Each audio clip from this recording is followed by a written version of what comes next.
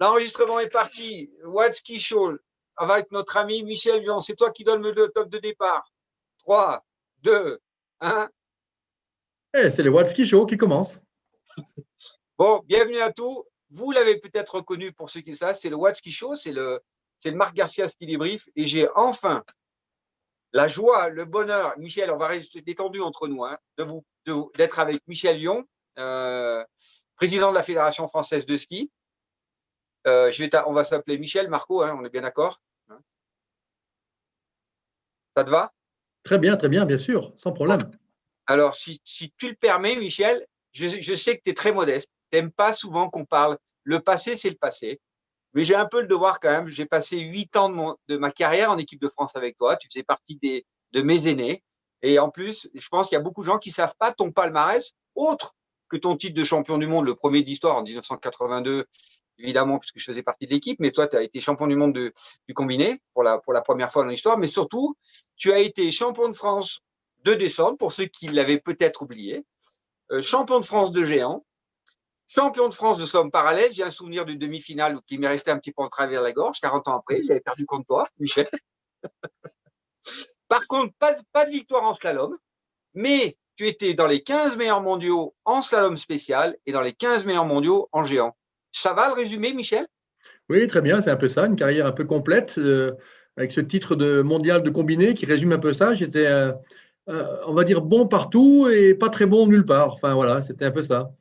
Ouais, tu es modeste, hein, parce que moi, j'en ai pris des tartous par toi, donc non, je confirme, bon partout. Et malgré ce que tu m'as dit hors antenne, tu as gagné des titres en descente, pas sur des descentes trop faciles, parce que tu étais plutôt un technicien, donc tu avais quand même gagné des titres en descente. C'est ça. Bon, alors Michel, j'ai carrément, hein, le programme des questions. Si tu permets, on va revenir un petit peu sur ce super résultat début de saison pour nos Français, dans toutes les disciplines, hommes-femmes, et aussi le magnifique, on va dire, les doubles week-ends français, qui, on doit dire, entre nous, c'était une magnifique réussite sportive, mais en même temps médiatique. Et je te laisse un petit peu nous sortir un peu des chiffres, parce que c'est quand même assez évoquant, tout ça. Oui, je vais commencer par ça. Effectivement, c'est très important dans ce contexte morose avec ce Covid. Bien sûr que la loi nous autorise à effectivement à organiser ces grands événements internationaux. Et donc, ces week-ends étaient très importants pour nous, que ce soit à Val d'Isère, à Courchevel et à Val Thorens pour le ski cross. Obligé néanmoins d'annuler le Grand Bornand en biathlon, une épreuve hyper importante parce qu'on se souvient de l'année passée du succès sportif et populaire, hein, 64 000 personnes sur les 4 jours de compétition au Grand Bornand. Et bon, cette année, en tout cas, on a réussi à faire ces courses. Alors, malheureusement, les deux géants de Val d'Isère, deux géants hommes, ont été annulés sur le premier week-end de décembre. Mais heureusement, la météo a été clémente avec nous pour les week-ends suivants. Et donc, ces compétitions Coupe du Monde ont pu se dérouler dans de bonnes conditions, encore une fois. Et c'est tellement important dans ce moment-là où il y a ce Covid qui nous bloque totalement de tout, de montrer du ski à la télévision, de montrer que nos stations fonctionnent, qu'il y a de la neige en France, qu'il y a des compétitions, qu'il y a des champions qui peuvent skier. Donc, je pense qu'en termes de promotion des domaines skiables, c'est ce qui se fait de bien. Donc, des taux d'audience énormes. Encore aujourd'hui, j'ai vu qu'il y avait des records battus sur le dimanche dernier, hier, sur le géant d'Alta Badia, où il y avait des chiffres records. En tout cas, nous, ce qui est certain, c'est que la semaine dernière, la descente homme de Val d'Isère a été suivie par un nombre incroyable de personnes à travers le monde. Donc, c'est une bonne promotion pour tout ça. Et si les stations font ça, elles l'ont très bien fait avec des moyens, avec beaucoup d'énergie. Et encore une fois, un grand merci à ces trois stations, Val d'Isère, Courchevel et Val Thorens, pour ces Coupes du Monde. Parce que vraiment, je pense que c'est une bonne image qu'on donne de la France dans un moment un peu délicat. Et puis, si on revient sur les résultats des Français, bien sûr, il y a des bons résultats. Alors, on est toujours exigeant, on veut toujours plus et on aimerait que ça soit encore mieux chaque fois. Mais il faut prendre ce qui est bien, il faut retravailler ce qui est un peu moins bien. Mais bien sûr, je prends encore la victoire de Pinturo hier, d'Alexis Pinturo sur le géant d'Alta Badia qui était remarquable. Perrine Lafont qui nous fait des scores incroyables en ski de boss. Nos ski crosseurs hier et aujourd'hui qui sont présents sur les podiums. Le biathlon qui marche bien aussi. Il y a un peu des hauts et des bas. Il y a des moments où on aimerait avoir plus, un peu mieux. Mais néanmoins, il y a des très bons résultats régulièrement. nos fondeurs, les sprinters, qui ont fait une très belle deuxième place hier au sprint par équipe à Dresde en Allemagne. Enfin, tout ça pour dire que toutes les disciplines sont bien présentes, même si, encore une fois, on a des trous, on a des disciplines qui vont moins bien que d'autres. Je pense au saut spécial, au saut à ski, au combiné, un peu difficile, à l'alpin chez les dames, avec malheureusement encore des blessures. Déjà pas beaucoup d'athlètes qui sont compétitifs au niveau mondial et en plus, on arrive encore malheureusement à avoir des blessés qui n'aident pas, la remontée de la pente. Mais en tout cas, voilà, globalement, je crois qu'on est à 21 podiums en Coupe du Monde sur le fameux sagazomètre. Donc 21, c'est voilà, sur des courses avant Noël, on est en ligne avec une très belle saison pour l'instant en tout cas. Michel, on parlait, si tu permets, des équipes de France un peu plus alpines, si tu le permets entre nous, puisque nous, on a vécu là-dedans, on a grandi là-dedans. Effectivement, je pense que les descendeurs, ça avait l'air de tourner bien, la vitesse, parfait chez les hommes. Chez les femmes, Tiffany Gauthier, elle a pas mal scoré. Les épreuves techniques, il y a un petit peu peut-être le bémol chez les slalomeuses françaises. Hein, oui, c'est pas un bémol, c'est même un vrai souci. Hein. On est en difficulté, il faut le dire. C'est pas nouveau, difficulté depuis pas mal d'années et du mal à retrouver une génération spontanée qui vient reprendre le flambeau. Encore une fois, les quelques-unes de très bon niveau. Je pense à Anastasia Noens qui s'est quand même beaucoup blessée, mais on a du mal effectivement à retrouver des jeunes derrière. C'est pas facile. D'autres pays ont connu ça, y compris la Suisse récemment, mais ils ont su rebondir, vraiment très très bien rebondir. Donc à nous de travailler, à nous de prendre la mesure de tout ça et que les jeunes talents qu'on a, on en a, et essayer de bien les suivre, bien les aider, les accompagner pour pouvoir d'ici quelques années, 2-3 ans, avoir à nouveau des slalomeuses de niveau. Mais c'est vrai que on n'a pas, c'est pas une excuse, mais on n'a pas été épargné par les blessures. Encore une fois, quand vous avez Tessa Worley qui fait quasiment une année blanche l'année passée, quand la meilleure skieuse de vitesse, Romane Miradoli, se casse les croisés la semaine dernière, alors qu'elle, elle jouait dans les 5, dans les 10 en Super G ou en descente. Donc voilà, quand on n'a pas beaucoup d'athlètes déjà et puis que les meilleurs se blessent, c'est vrai que c'est pas bien. Mais bon, voilà, à nous de faire face et puis d'accompagner encore une fois tous ces jeunes qui sont là. Oui, j'ai eu Lucas Kelly au téléphone, l'entraîneur, le responsable du groupe relève, qui me disait que là, pour l'instant, effectivement, pour toi, il y a une belle équipe. Elles sont à peu près 17, d'après ce que j'ai pu comprendre. L'objectif pour elles, c'est de faire les points FIS pour re-rentrer dans les quotas, parce que les gens n'arrivent pas tout à fait à comprendre. Il faut qu'elles rentrent dans les quotas, dans les 120 meilleurs mondiaux, pour leur permettre une accessibilité en Coupe du Monde et de faire un petit peu leur expérience. Mais j'ai l'impression qu'apparemment, de ce qu'il me disait, il y a un bon groupe qui arrive. J'ai dit, il va falloir compter 2-3 ans. On est d'accord, Michel, ça va on pas est se faire d'accord là-dessus, oui. On a une bonne base, un bon groupe, et bon, on s'est fixé. Alors, il y a les Jeux Olympiques de Pékin en 2022, mais ça sera trop juste, encore une fois. Par contre, on est sur ces grands événements qui sera le nôtre en France, les championnats du monde de Courchevel-Méribel 2023, qui peut être un peu l'objectif à atteindre pour cette génération-là. Donc, ça laisse 2 ans, 3 ans pour essayer de s'aguerrir et de prendre un bon niveau mondial. Bon, après, les hommes géants, il y a une belle équipe en technique, il y a une superbe équipe en slalom. Je pense qu'on est bien d'accord là-dessus. Même si aujourd'hui, toi et moi, on a regardé les slaloms d'Alta Badia, on était un petit peu déçus. Oui, on est très content pour Victor, évidemment. Victor fait une très belle course. Il fait 5e, il fait une très très belle course. Et puis Alexis ne fait pas une mauvaise deuxième manche. Il est parti un peu trop rond, un peu trop précis, trop technique, un peu trop appliqué sur la partie haute. Il perd 7 dixièmes sur le haut et après il perd plus rien sur la partie plate. Alors on aurait pensé l'inverse, qu'il aurait pu mieux s'en sortir sur la partie raide. Peu importe, il est 11e, mais encore une fois, il est à 400 points en ce début de saison, là, pour ceux qui connaissent, et c'est son meilleur score jamais réalisé.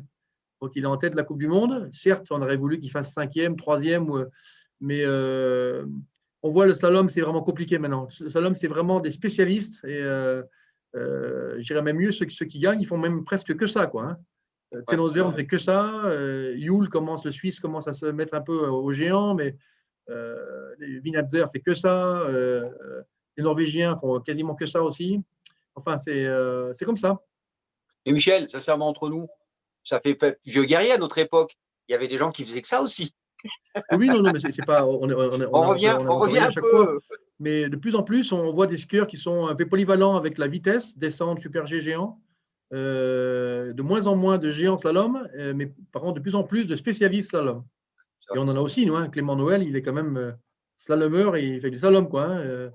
JB Grange aussi, voilà. Donc non, mais c'est pas, c'est juste pour analyser, pour avoir ce constat qu'on peut faire que le slalom est devenu vraiment une discipline presque à part entière. Et d'ailleurs, on s'y trompe pas, toutes les équipes ont remis des groupes spécifiques slalom, ce qui n'était plus le cas à une époque où on était un peu plus sur des groupes techniques au sens global du terme, géant slalom.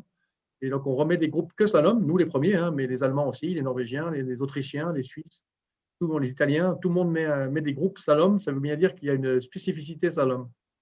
Moi, je reviens un peu au résultat de Patou aujourd'hui. J'ai eu l'impression sur la deuxième manche, quand il a commencé à faire ses fautes, qu'il a joué peut-être plus la sécurité. Michel, tu sais très bien, quand tu rentres dans les doubles et triples, en pensant Ouais. marquer des points, plus que d'imaginer qu'il allait rentrer dans les 10. Non, je sais pas, j'ai eu Non, cette je impression, crois pas pas. toi? Alexis, on le connaît Pas bien, toi. il n'a pas cette mentalité-là. Alexis, Ah bon? c'est, non, bien sûr qu'il calcule, bien sûr c'est une personne, un skieur très intelligent, qui sait où il est, où sont ses limites. Mais non, je ne crois pas qu'il avait. Il sait très bien que tout se joue. Tu as vu le dixième, il est à 7 dixièmes. Si jamais tu as le moindre comment dire, attitude défensive, là, tu vas loin au classement, c'est clair. Non, je crois pas. Mais bon, il n'a pas été suffisamment explosif, suffisamment à prendre les risques qu'il faut. Et à la fin, ça coûte assez cher. Ouais. D'accord. Bon, ben, en tout cas, c'est bien, Michel. En tout cas, bien, ben analyse sur nos équipes de France, on va dire, globalement. Toi qui fais partie, avant que je vienne au message fédéral, Michel, tu fais partie de la FIS, tu fais partie du comité de la FIS. La saison n'est pas terminée. Il y a encore pas mal d'épreuves et j'ai vu qu'il y avait effectivement 11 slaloms cette année, ce qui est quand même pas mal par rapport aux autres épreuves. Comment tu sens maintenant? Je crois qu'avec le Covid, globalement, dans toutes les nations, ça se passe pas trop mal. Pour l'instant, on s'en sort plutôt bien parce qu'effectivement, malgré les restrictions quasiment partout en Europe, on arrive à tenir, ici en France d'ailleurs aussi, on arrive à tenir ces grands événements internationaux malgré les confinements dans chaque pays quasiment. Donc là, pour le mois de janvier, pour l'instant, on est parti sur les mêmes bases, même si on sait que ça va évoluer. Hein. On sait que les pays comme la Suisse, l'Autriche, l'Italie sont en train d'être un peu en difficulté, plus que nous.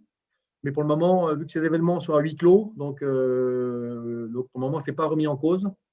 Par contre, il y a déjà des événements qui ont été annulés. Hein. Je pense au déplacement en Chine Ouais. pour les tests olympiques, pour tester la piste olympique pour l'année prochaine. Donc ça a déjà été annulé. Donc on a déjà des confirmations de pays qui seront pas, où on ne pourra pas se déplacer. Donc ça, c'est déjà réglé. Pour l'instant, on reste sur l'Europe avec des possibilités inchangées, mais on sait qu'on va devoir s'adapter. Il y a forcément des évolutions en mieux ou en moins bien. Et on est prêt, je dirais, la FIS est prêt avec l'ensemble de ces spécialistes pour faire face y compris à des plans B de dernière minute, y compris à des reports, y compris à des changements de date ou de pays pour faire que les courses se fassent. Voilà. Mais pour l'instant, on est dans le timing. Il n'y a eu pas de course annulée, pas de course reportée pour cause de Covid. Oui, oui, juste cause de mauvais temps. Effectivement, à Saint-Moritz, Le notamment pour mauvais temps, ça peut arriver, Saint-Moritz ou Val d'Isère pour les épreuves hommes. Mais autrement, ça c'est classique, malheureusement, hein, le mauvais temps, nous, sport extérieur. Mais pas de report dû au Covid ou à des restrictions de voyage. bon, tout ça, c'est des excellentes nouvelles, on va dire. Excellentes nouvelles. Si tu le permets, donc maintenant, Michel, je voudrais venir avec toi sur ton message fédéral, notamment la politique, ou en tout cas ce qui a été décidé suite au Covid, par rapport aux jeunes qui étaient, je dirais, des jeunes de ville qui venaient au sport d'hiver, au travers des L'ouverture des remontées mécaniques. voilà. Et le fait Ouverture d'avoir des une remontées mécaniques pour les licenciés de clubs fédéraux. Oui, on a, je crois, mené des bonnes démarches, pas trop agressives. Et encore une fois, on est très, très prudent et on est solidaire avec l'ensemble du monde de la montagne, hein, que ce soit les domaines skiables de France, avec les écoles de ski, tous ceux qui sont à l'arrêt. Et puis voilà, nous, on a obtenu, sans l'avoir réclamé comme des fous, mais on a essayé de montrer qu'on avait des clubs et des clubs sportifs qui devaient fonctionner dans une certaine logique, on va dire pédagogique, scolaire, hein, mais y compris dans la continuité du temps scolaire.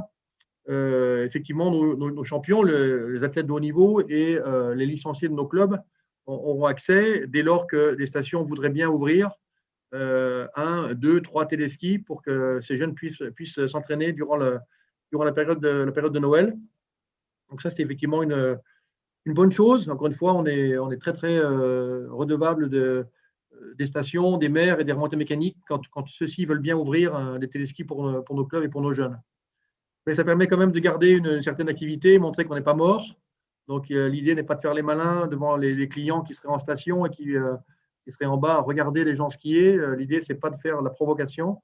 En toute humilité, faire que nos jeunes, néanmoins, puissent skier pendant les vacances, c'est une très bonne chose. Et tu sais aussi bien que moi, Michel, que malheureusement, l'esprit reste un petit peu individualiste. Il y a déjà eu quelques petits soucis sur des gens qui, effectivement, ne comprenaient pas que on autorisait à certaines personnes et pas à d'autres. Bon, ça fait Oui, bien partie sûr, du ça jeu. c'est inévitable. C'est inévitable. D'abord, c'est partout dans le monde, c'est dans d'autres pays aussi, mais nous en France particulièrement. Donc, c'est vrai, l'idée n'a pas été d'agir contre les autres. Et on comprend très bien quand une station, moi j'ai eu beaucoup de maires de stations qui m'ont appelé, beaucoup d'exploitants qui m'ont en me disant, écoute, non, mais Michel, on ne va pas pouvoir ouvrir parce que d'abord, on ne veut pas faire de la provocation par rapport à nos clients et puis ça a un coût financier important. Quand on ouvre un téléski ou un télésiège, ce n'est pas neutre. Il y a une mise en place, il faut assurer la sécurité avec des pisteurs secouristes. Et ça, on comprend très bien et jamais on ira revendiquer quoi que ce soit. Et puis après, il y a le choix de stations qui font le choix justement d'ouvrir et de soutenir les clubs locaux de proximité. Et donc là, bien sûr, on bondit sur l'occasion pour faire en sorte que nos jeunes puissent skier. Ouais, je crois que la plupart des domaines ont bien joué le jeu à Michel. Hein, ça, Tout à fait. c'est la La plupart ont bien joué le jeu et encore une fois, c'est souvent en très bonne relation. Il y a même ceux qui décident de ne pas. Il n'y a pas de guerre entre. On est solidaire avec le monde de la montagne. On est encore une fois réunis très souvent dans une cause commune. Donc encore une fois, avec les mairies, les stations, les domaines skiables, les écoles de ski, on est tous bien compacts là-dessus. Et quand il y a des opportunités, bien sûr, nous on les prend pour nos jeunes, pour que nos jeunes mineurs puissent skier et nos champions aussi. Mais autrement, on n'est pas là à revendiquer l'impossible et de provoquer le monde de la montagne, surtout pas. D'accord. Donc finalement, entre guillemets, la bonne chose, c'est que finalement, j'imagine que les gens un peu extérieurs à certains clubs vont peut-être prendre l'opportunité de prendre une licence qui Oui, permettrait c'est pas le éventuellement. but. C'était pas le but. Oui, Hein. Le but n'est c'est pas pas. de faire du Oui, dumping de licence, mais, on est d'accord. mais c'était pas le but, encore une fois. Mais il y a des. Oui, il y a l'avantage d'être dans un club, l'avantage d'être. Quand on dit un club, hein, c'est pas on va pas skier chacun pour soi. Hein, c'est dans une démarche de club organisée avec un encadrement. Donc c'est pas la liberté de tiens j'ai une licence et je vais faire du ski demain matin. Mais dans le cadre d'un club, effectivement, cette année il y a un petit avantage de pouvoir pratiquer durant les vacances de Noël. Ça, En tout cas, à la fin, espérons tous que dès le 7 ouais. janvier, la montée mécanique puisse ouvrir. Ce serait la meilleure chose qui pourrait nous arriver à tous et éviter d'avoir ces fonctionnements à 2 vitesses, voire à 3 vitesses. Ouais. Donc, que les remontées mécaniques puissent à nouveau marcher. Et puis, la grande majorité des stations, à ce moment-là, seraient ouvertes et ça serait bien. Alors justement, puisqu'on parle du programme des jeunes, des licenciés, Michel, toi qui es président de la Fédé, je crois que tu as eu un discours assez clair en début de saison concernant justement les compétitions, parce qu'on sait que malgré tout, pour ces jeunes-là, les U12, les U14, les U16, il y a un programme de la Fédération de ski sur évidemment la décision assez rapide de compétition. C'est exact, Michel? Oui, c'est un peu résumé. On a surtout appelé, on l'a dit, il y a des compétitions internationales, les Coupes du Monde qu'on tenait absolument à faire. Déjà parce que, encore une fois, il y a des engagements qu'on a pris avec des pays étrangers, des télévisions, il y a des choses qui dépassent largement le cadre franco-français. Donc ça a été autorisé et on l'a fait bien avec des protocoles très très stricts dans les différentes stations. On a des compétitions de niveau B, genre Coupe d'Europe ou course FIS, qui sont également des compétitions internationales. Et là, on a aussi des engagements. Elles sont au calendrier international. Elles sont inscrites depuis des mois et des mois. Donc, ce n'est pas facile de dire on annule ou on fait différemment. Par contre, quand il s'agit du calendrier national, là, on a plus la maîtrise de notre système. C'est des courses de jeunes, U16, U14, U12. Donc, on a fait un appel effectivement à ne pas se précipiter pour à tout prix faire des compétitions avec des jeunes qui ont peu skié durant l'automne, pour commencer. L'idée n'est pas de faire la course à la compétition, on peut d'abord utiliser les conditions d'entraînement d'abord. et puis d'être aussi équilibré, de faire en sorte que ceux qui auraient eu les moyens pour aller faire des stages à l'étranger puissent être en avance sur d'autres clubs qui n'auraient pas eu ces moyens-là. Donc, pour des raisons d'équité, on a imaginé qu'on serait vigilant. D'ailleurs, dès demain, mardi, on a une réunion de la DTN pour ça, pour essayer de voir un peu comment le programme peut se mettre en route, faire en sorte que les jeunes aient des compétitions, mais avec la raison en termes de nombre, la raison en termes de possibilités, en groupant des compétitions, en essayant de ne pas se déplacer trop.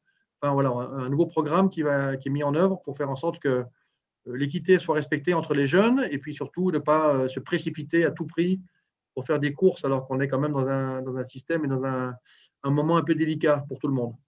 D'accord, donc ce serait plus les courses locales, on va dire entre 2-3 clubs, les courses districts. Voilà, on va essayer effectivement de faire en sorte que les courses soient déjà des bonnes courses au niveau des régions, des comités régionaux, et les quelques courses nationales soient bien sous contrôle, bien organisées.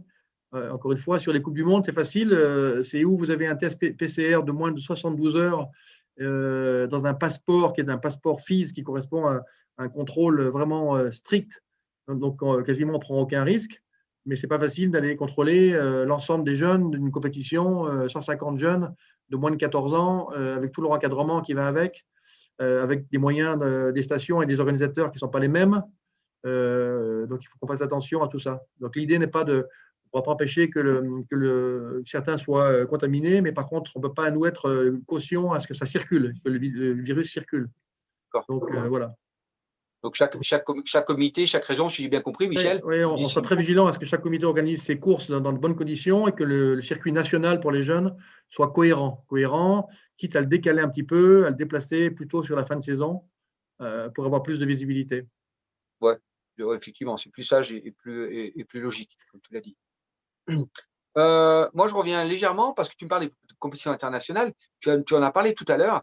J'arrive pas à comprendre pourquoi les compétitions alpines ont eu lieu et que le biathlon du Grand Bornand a été annulé parce qu'on les a vus à la télé à l'étranger. Est-ce que tu peux ça paraît un peu bizarre ce que je te demande, mais j'arrive pas à saisir le pourquoi du non, comment. il y a deux raisons principales. La première, c'est que la Fédération internationale de biathlon, qui n'est pas la même que celle du ski alpin, une fédération autonome à part entière, et cette fédération internationale a dit on va essayer de limiter pour le Covid, on va limiter les déplacements et les sites de compétition.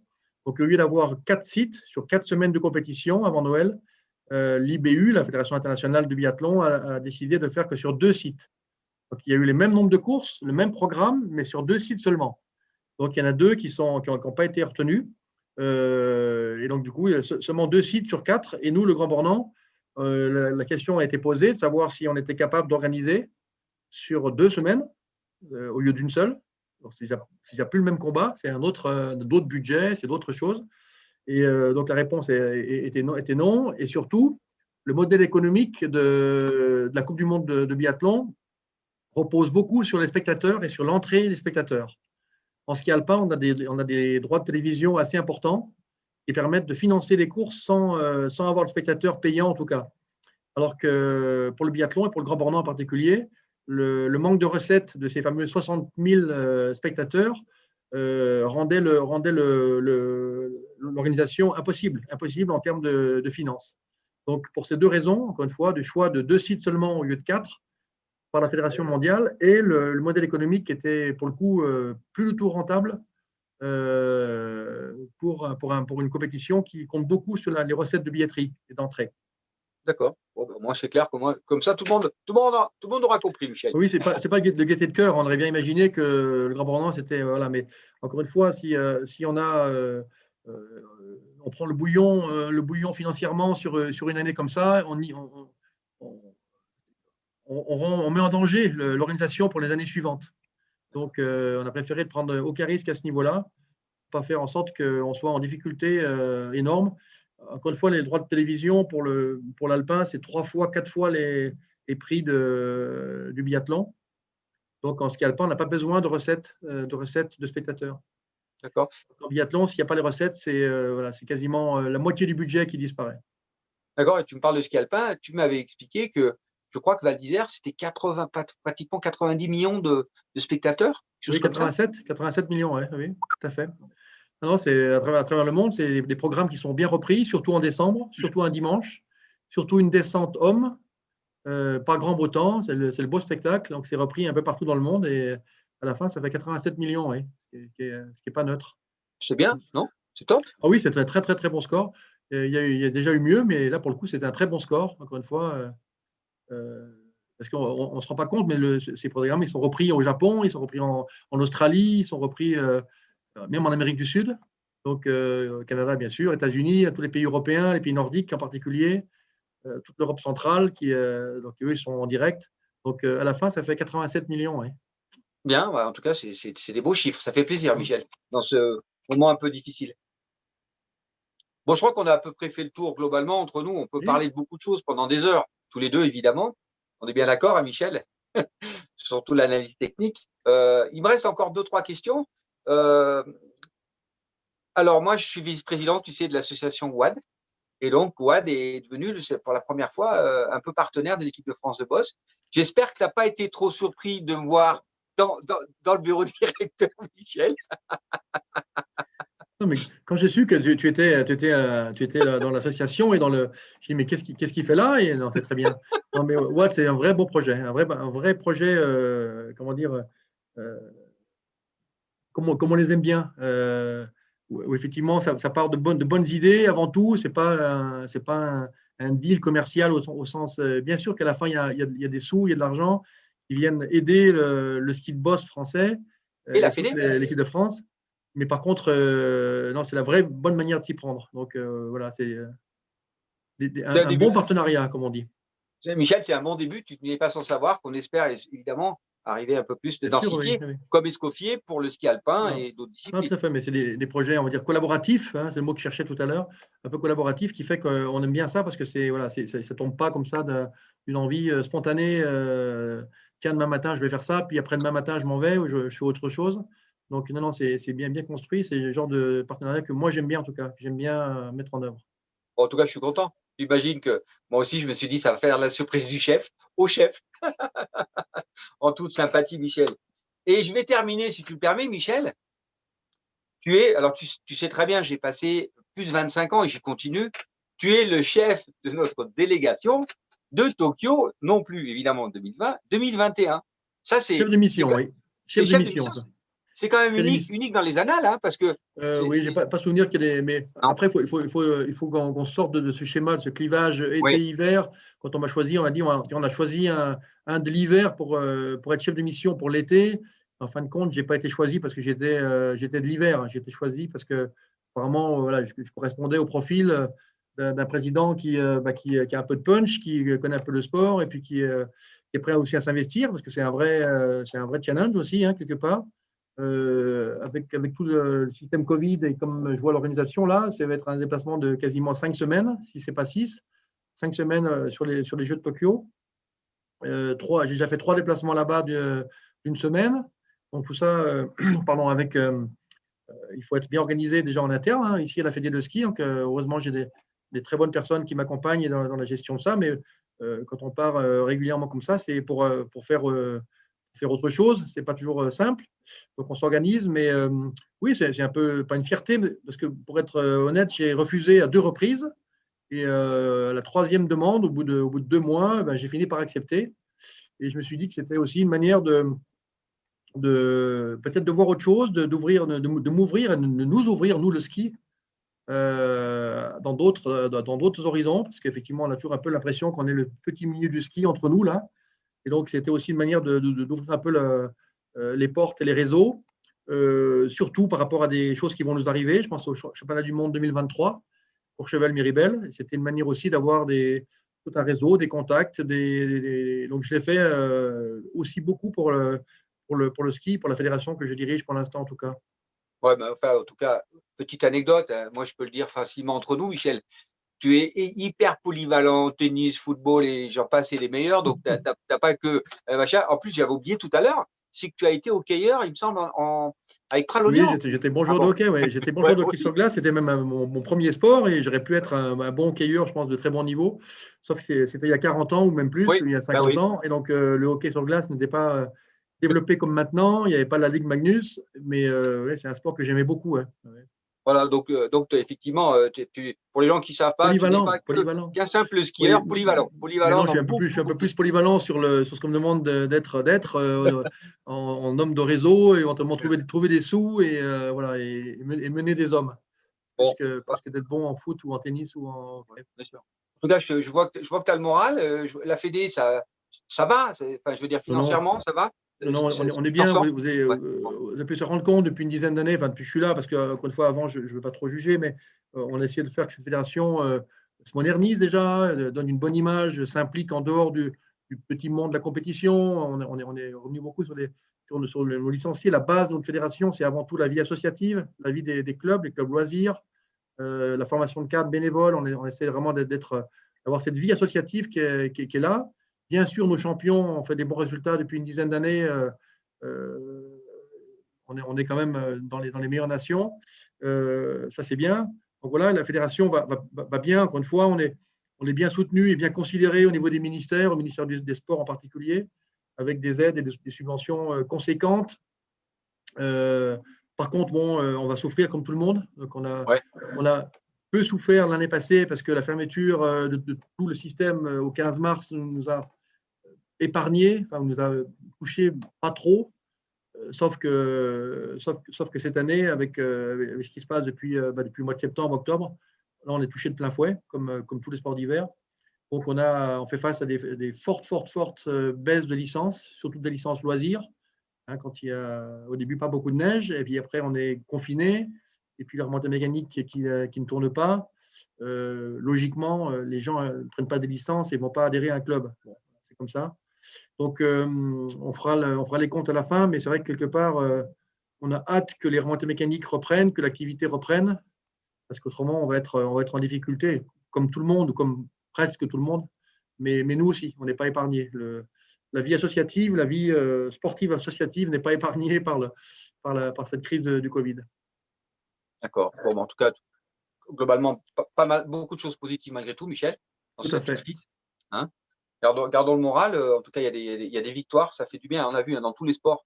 Le français aussi, on est tous contents dans tous les sports qu'il y ait des victoires, des podiums. On parle un peu de ce drapeau bleu, blanc, rouge. Et je pense que le ski, enfin, en tout cas, la Voilà, fédération, c'est bien. là, 21, 21, combien tu as dit tout à l'heure? 21 en Coupe du Monde, Ah 21 ouais. podiums. 21 podiums, on est dans la bonne lignée des bonnes années. Donc, tout ça en 3 semaines. Donc, non, ça valait pas mal. On a des records à 130, hein, il y a 2 ans ou 3 ans, je ne sais plus, 130. Après, ça dépend des années, s'il y a des championnats du monde, s'il y a des Jeux olympiques, il y a plus ou moins des courses Coupe du Monde. Mais voilà, c'est un bon repère parce qu'effectivement, on est accroché un peu à ce fameux sagazomètre, ce nombre de podiums en Coupe du Monde. Mais en même temps, c'est très révélateur de pas mal de choses. C'est une bonne sonde. On voit bien où on est, si on est bien ou pas bien. Ça, c'est bien. Ça, c'est bien. En tout cas, merci Michel d'avoir pris un peu de temps pour parler avec moi. Je suis content de t'avoir. S'il y a 40 ans, je t'avais dit dans une chambre, je vais t'interviewer dans 40 ans, je Et pense qu'on voilà, aurait bien ça, rigolé on tous l'aurait les pas deux. cru. Hein. On Ouais. ne l'aurait pas cru tous les deux. Qu'est-ce que j'avais d'autre à rajouter, Michel? Oui, alors, tu es toujours bien calé sur le ski extérieur. Rassure-moi, tu vas quand même faire 2-3 virages de temps en temps. Oui, Ou tu n'as plus le temps? pas souvent, mais en fait, c'est vrai que quelque part, j'ai régulièrement les skis au pied, mais plus pour me déplacer d'un endroit à l'autre, d'un départ à une arrivée, donc pas pour vraiment le ski plaisir, comme on dit. Par contre, toujours ravi dès que je peux, dans les vacances de Noël en général. Alors, cette année, ça sera difficile et différent, mais dès qu'il y a 30 cm de poudreuse, j'aime bien aller faire 2-3 virages, 2-3 virolets avec des copains, et ça, c'est la passion, voilà. Oui, Ça ne nous lâche pas, ça. ouais, je t'observais, Michel, et de loin, je disais toujours, vous voyez, le gars qui est là-bas, c'est Michel Lyon. Il me dit, mais comment tu sais? Je dis, enfin, après, c'est une question d'analyse de silhouette, Michel, je ne peux pas le louper, même à 10 km. Voilà, en tout cas, C'est merci, vrai qu'on merci a tous des styles un peu particuliers. Bon, je devais avoir Oui, le mien, j'ai le mien sûrement. Donc, effectivement, on se reconnaît tous assez de loin, c'est vrai. je ne suis pas sûr que tu puisses me reconnaître maintenant, Michel. Pas sûr, pas sûr. Il y a une époque, je te reconnaissais parce que tu avais déjà une veste japonaise bien étincelante. Mais Je non, mais l'attendais, je l'attendais, celle-là, Michel. un petit style bien incisif comme tu avais. Non, mais ça, on reconnaît.